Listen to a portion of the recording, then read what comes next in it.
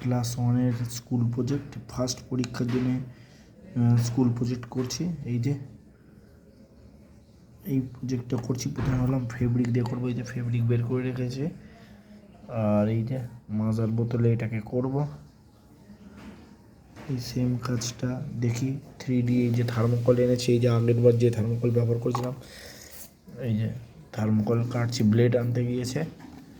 এখন ব্লেড দিয়ে এনে এর ওপরে ডিজাইন করে করে 3D করব। এটাকে দেখা যাক কত দূর কী করা যায়। এখন এই পর্যন্তই, ব্লেড আনুক তারপরে কাজটা শুরু করছি। এই জলও রেডি করা আছে, রং করবো হয়েছে, কিন্তু না, এটা 3D করলেই দেখতে বেশি ভালো লাগবে। প্রথমে ভেবেছিলাম চার্জ করবো, কিন্তু না, এই তারপর ভাবছি এই মন্দির যেহেতু সরু, কৌটো যেহেতু সরু, তাই সেই হিসাবে এটা দিয়ে করবো।